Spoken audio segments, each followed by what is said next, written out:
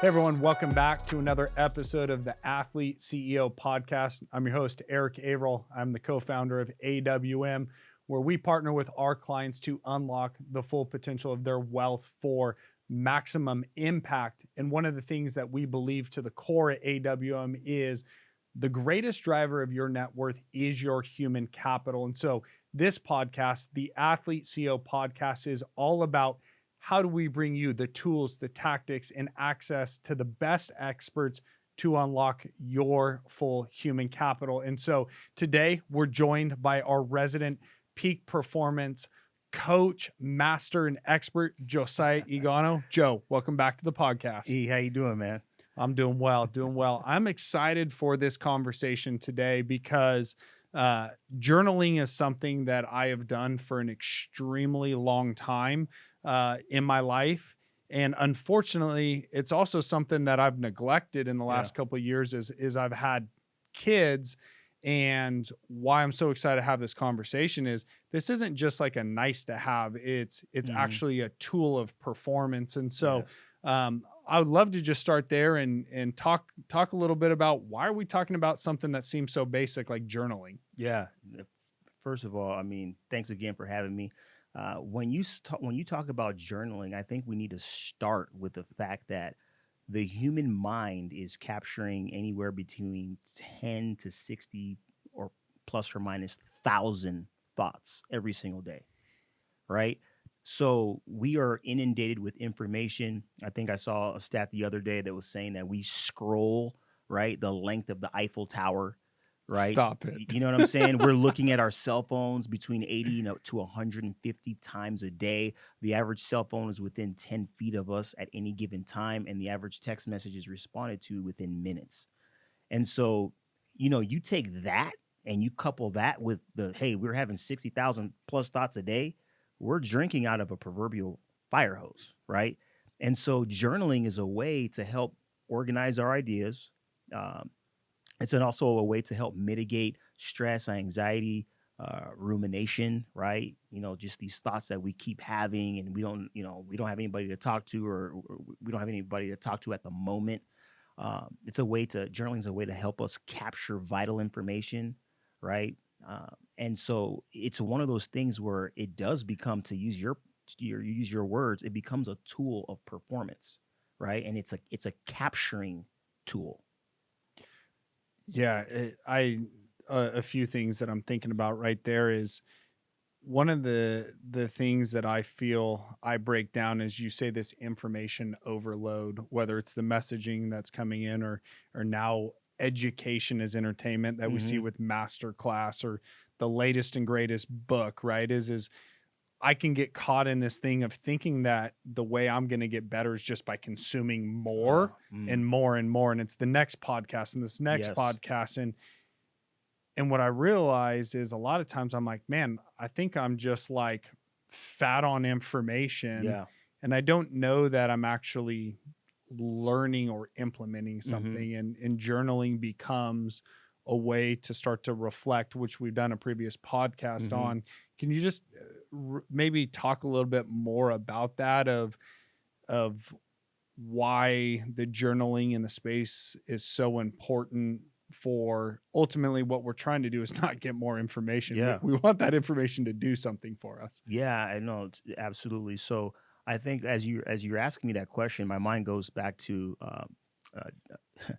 famed PhD Dr. Sandra Bond Chapman. I got a chance to meet her several years ago out of Dallas there. She does tremendous work, Dr. Sandra Bond Chapman. And a lot of her work is based on the brain. And the frontal lobe, right, is where we have our executive functioning. We're making decisions. We're doing a lot of critical thinking, is a gatekeeper, so to speak, to all things thought. And so, when we're constantly overloading, it's actually taxing our brains and it's toxic. So your brain has built-in functions to sift and weed things out. Because could you imagine what we would do if we would try to consume, capture, use watch all the videos, podcasts, commercials. That's why people hate commercials. Why? Why do you think people hate commercials so much? They're pointless. Period. Full stop. And I'm sorry for all the advertisers out there spending billions of dollars. You know what I'm saying? But it's unnecessary information, right? Yes. And so it's one of those things whereby it's like that's why we hate buying books that suck, right? Yeah. Right? Because it's like it's meaningless. This is meaningless. Let me get to the good stuff. You know what I'm saying? Yes. That's why when we were in college, we wanted Cliff's Notes because Totally. we didn't want the fluff. We just wanted the nuts and bolts. And so the brain has built-in functionality to help sift out and weed things out, right? And this is a function of brain health. You know what I mean? And we can talk about this here in a little bit, but whatever you cannot access, you cannot use. So if you can't access information, you can't use it. Wow. So if you know, I'm not going to use that example. I was going to use an example that's probably controversial. So I'll save that for another one. All right. But you cannot use, man, what you can't access. Wow. Yeah. Number one, I always love these sessions. I feel like I'm selfishly just getting a ton of performance coaching for myself. That's why I do this. But you're so right. You know, is I can get in the habit of having this FOMO of everybody else is reading the latest and greatest book or listening to the latest, greatest podcast.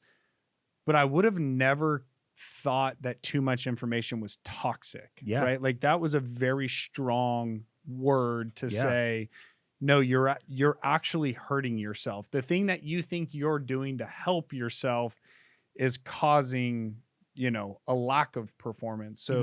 So being able to master content, it's one of the things I was doing with one of our athlete clients the other day that I loved. He's been a client for 10 years, just an exceptional human being. But what he wanted to know is like, he really wanted to learn about investing, like making good decisions.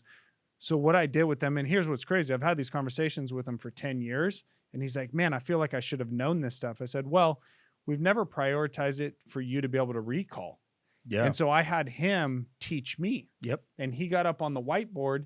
And now I know with full conviction that this player could walk into a locker room and anybody else and teach him the framework of investing. Absolutely. Because now he can recall it. Yeah. But I think of how many things I've listened to, watched, read that I've got no idea. So maybe talk a little bit, and this might be getting outside of journaling, but I feel like journaling a lot of times comes in tandem with setting goals of, you know, road mapping in the beginning of the year, a vision, mission, values.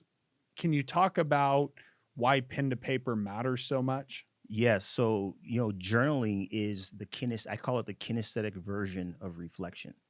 So it's head to pen to paper.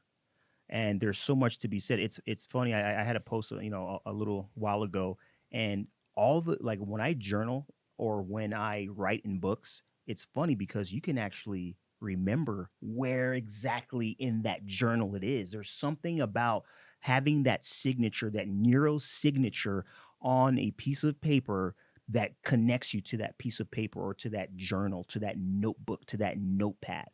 And it heightens it just proves to be just better when it comes to remembering.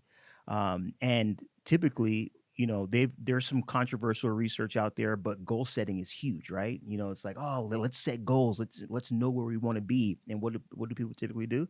They get on a big whiteboard, like you said, or they get a journal out and a paper and they start writing it down, right? And these serve as the tangible framework of this is what I intend to do.